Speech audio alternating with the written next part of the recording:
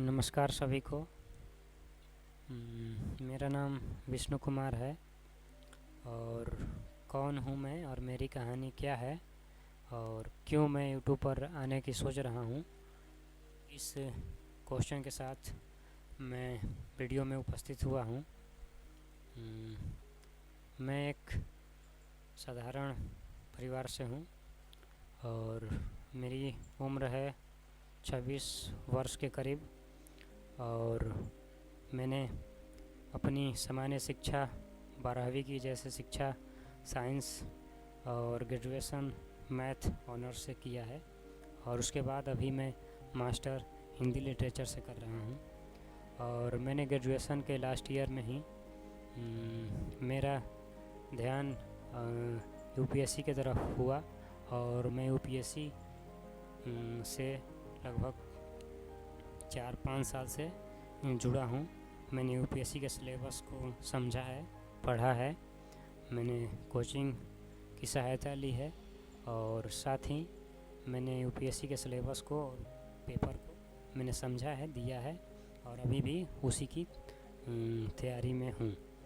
और साथ ही अब प्रश्न उठता है कि मैं यूट्यूब पर क्यों आने की सोच रहा हूँ।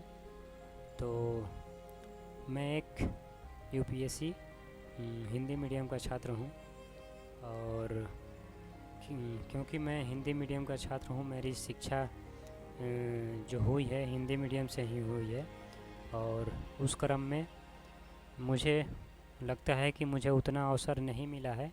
खुद की जो बोलने की शैली है, बोलने की कला है, जो अभिव्यक्ति कौशल है, उसको मैंने कभी निखारने का अवसर मुझे नहीं मिला है। अगर मिला भी है अवसर तो मैंने उसे कभी भुनाया नहीं है।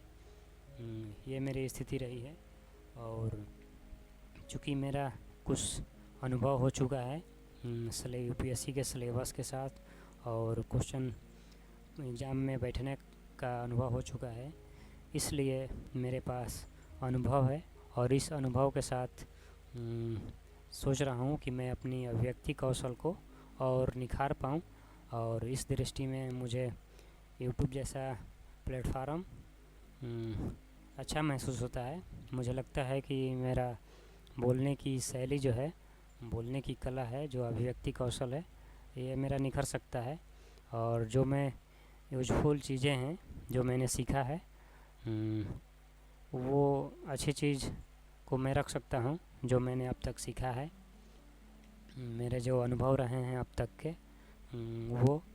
और क्योंकि यूपीएससी का सिलेबस बहुत ज़्यादा वास्ट होता है जिसमें आपको हिस्ट्री, वर्ल्ड हिस्ट्री, पूरा हिस्ट्री प्राचीन से लेकर आधुनिक काल तक, ये सब विभिन्न क्रांतियाँ वर्ल्ड हिस्ट्री में, भूगोल, आपको पॉलिटिकल व्यवस्था, संविधान के बारे में जानना होता है, आपको अर्थव्यवस्था कैसे काम करती है, जो फाइनेंशियल सिस्टम है, आरबीआई से भी ये कैसे काम करते हैं, बैंक कैसे काम करते हैं, ये सब थोड़ी थोड़ी मुझे अनुभव है जो मैंने सीखा है। तो उसके बाद राज व्यवस्था, संविधान, उसके बाद समाज, सोसाइटी में जो रिश्ते होते हैं, समुदाय, विभिन्न जो रिश्ते होते हैं, आपसी पर्सनल रिश्ते होते हैं, परिवार समाज का इकाई है, इसमें महिलाओं का स्थान, पुरुषों का स्थान, ये व्यवस्था कैसी है, कैसे काम करती है, और साथ ही साइंस, टेक्नोलॉजी, इसमें क्या नए नए परिवर्तन हो रहे हैं और ये सब कैसे हमारी सामाजिक, आर्थिक, राजनीतिक व्यवस्था को, सामाजिक व्यवस्था को प्रभावित कर रहे हैं। ये सब जो हमने सीखा है उसके माध्यम से मैं अपनी अभिव्यक्ति को मुझे लगता है कि एक नया आयाम दे सकता हूँ और जो कि सभी के लिए पॉजिटिव है। इसलिए मैं ये शेयर करने के लिए और अपने में सुधार के लिए मैंने यूट्यूब को चुना है।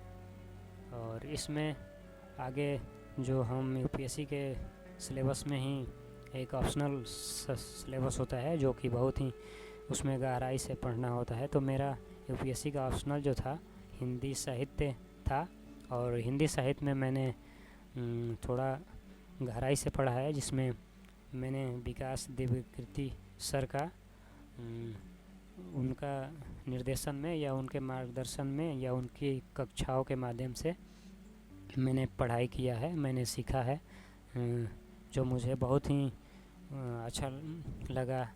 साइंस मैथ बैकग्राउंड के बाद मैंने जब हिंदी साहित्य पढ़ा तो ये एक अलग ही अनुभव था। और इसने सब ने तैयारी ने मेरे सोच विचार, जो मेरा पहले का सोच था फिर मेरा अब का सोच है, तो इसमें सब परिवर्तन लाया है। और जो मैं ये सब चीज़ें गिना रहा हूँ, इतिहास, भूगोल, राजनीतिक व्यवस्था, सामाजिक व्यवस्था, ये सभी चीज़ें हर एक इंडिविजुअल, हर एक इंसान, हर एक व्यक्ति को प्रभावित करता है। और साथ ही साथ मैं कम कहता हूँ कि व्यक्ति को प्रभावित करता है। मुझे लगता है कि ये सब चीज़ें जो हैं, जो बच्चा या जो बच्ची जन्म नहीं ली है अभी तक या जन्म लेने वाली है, उस तक को भी प्रभावित करता है, और मरने के बाद तक ये सब सारी व्यवस्थाएं हमको प्रभावित करती है। तो मुझे लगता है कि इंसान और जानवर के अलग होने में एक यही अर्थ है कि उसका जो बुद्धि विवेक है, इस आधार पे जो बड़ा अंतर किया जाता है, और इस आधार पे हम सबको अपना समझ का दायरा बढ़ाना चाहिए, और जो संकीर्ण चीज़ें हैं उनको हमको लगता है छोड़ते जाना चाहिए, अपने पर्सनल ग्रोथ के लिए भी और सामाजिक सामुदायिक ग्रोथ के लिए भी।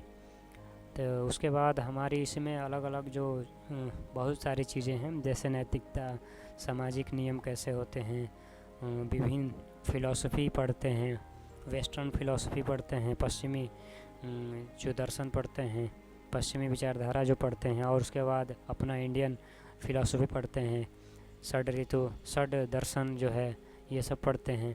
तो एक अलग ही हमको सोचने का नज़रिया मिलता है। तो ये सब चीज़ें जो हैं व्यक्ति के सोच के दायरा में विस्तार कर देती हैं। मुझे लगता है मैं इन्हीं चीज़ों के आधार पे मैं अपना अभिव्यक्ति का प्रयास करूँगा। और साथ ही आज के समय में जो महत्वपूर्ण टॉपिक ये है कि जो विकास किया जाता है, आर्थिक विकास, जो अर्थव्यवस्था की जो हमारा दृष्टिकोण है, और जो हमारी पृथ्वी है, जलवायु परिवर्तन से संबंधित जो टॉपिक हैं, ये आज के संदर्भ में बहुत ही महत्वपूर्ण टॉपिक है, क्योंकि आज जो हम जिस संक्रमण दौर से गुजर रहे हैं, जलवायु के संक्रमण के दौर में, ये बहुत ही हमारे लिए नया है, और ये सभी लोगों को जानना चाहिए, इसको समझना चाहिए कि extreme weather condition, global warming, ये सब होती क्या है, क्या होता है, कैसे ग्लेशियर मेल्ट हो रहे हैं, कैसे विभिन्न प्रकार की आपदाएं की बारंबारता हो चुकी है। तो इन सब चीज़ों के आधार पे मैं बातें अपनी शेयर करूँगा। और मुझे लगता है कि जो अब तक मैंने गिनाया है, ये सब चीज़ें हर एक इंसान को मतलब इफ़ेक्ट करती है, प्रभावित करती है। और मैं समझता हूँ कि इन सब चीज़ों को जो संचालित करता है वो 3-4 चीज़ें हैं मेरे नज़र में। जो 3-4 चीज़ें हैं, यही 3-4 चीज़ें हैं जो पूरी व्यवस्था को संचालित करती है, जिसमें मैं पहले पे रखता हूँ जो धर्म, अध्यात्म, दर्शन है, और इसके साथ अपोजिट में अंधविश्वास, परंपरा, और जो रूढ़ियाँ हैं ये चलती हैं। एक कैटेगरी ये हो गया, ये समाज को, व्यक्ति को, देश को प्रभावित करता है। दूसरा मैं रखता हूँ जो हमारी राजनीतिक व्यवस्थाएं हैं, जो संस्थाएं हैं, जो विचारधाराएं हैं, ये बहुत ही डीप लेवल पे हर व्यक्ति को प्रभावित करता है। लोकतांत्रिक व्यवस्था में हम रहते हैं, लेकिन इसमें जो प्रक्रियाएं होती है ये हर एक व्यक्ति को प्रभावित करता है। तो इस पे भी हमारी बात होगी, ये कैसे प्रभावित करता है, इसको हमको समझ लेने की कैसे ज़रूरत है। मैं इसके माध्यम से अपना शेयर करूँगा जो मेरा नज़रिया है, और तीसरी चीज़ जो है जो पूंजीपति वर्ग भी सभी व्यवस्था कहने का मतलब हर एक आम व्यक्ति को प्रभावित करते हैं। ये तीन चीज़ें जो हैं ये पूरी व्यवस्था को, पूरे विश्व को प्रभावित करती हैं मेरे नज़र में। पूंजीपति वर्ग, इनका विजन, इनका दृष्टिकोण, इनका बाज़ार पे ज़्यादा कंट्रोल रहता है और ये अपने कैसे प्रभावित करते हैं, इनका विजन कैसे प्रभावित करता है, इस पर भी हमारी बात हो सकती है। मैं समझता हूँ कि व्यक्तिगत तौर पे ये सब सभी को जानने की कोशिश करनी चाहिए। और तीसरा जो हमारा और एक एरिया है कि जैसे कि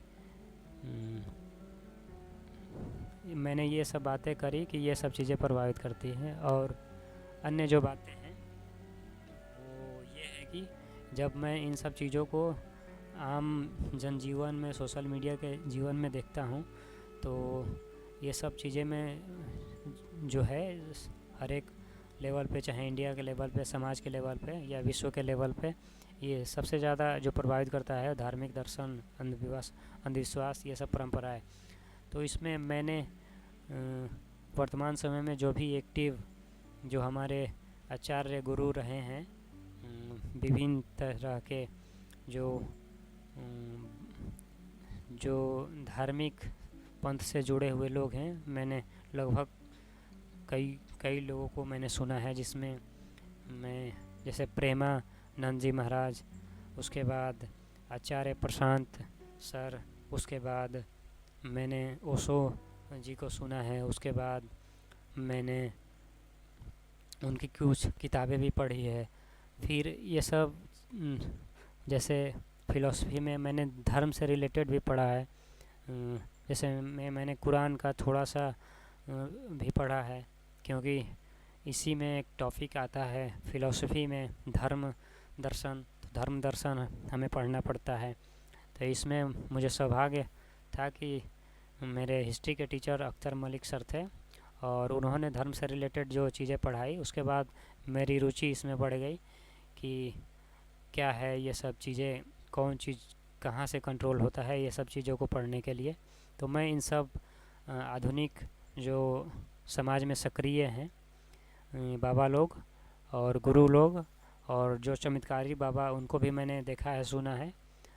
तो इन सब चीज़ों पे मेरा एक अलग व्यू पॉइंट बनता है ये सब चीज़ से, और इन सब चीज़ों के आधार पे मैं अपनी अभिव्यक्ति कौशल को या समाज में जो बातें हैं, एक युवा के मतलब जागरूक युवा के नाते मुझे लगता है कि रखना चाहिए, मेरा भी सुधार होगा और सामने मतलब होना चाहिए डिस्कस, ऐसे समझता हूँ।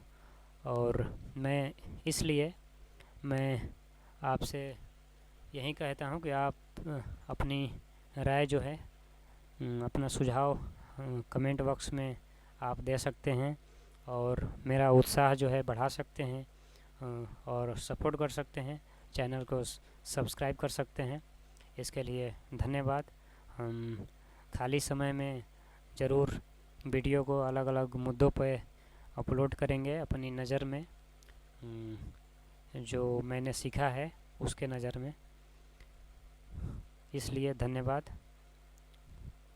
देखने के लिए। अगले वीडियो में फिर मिलेंगे जल्द ही। थैंक यू, धन्यवाद सभी का।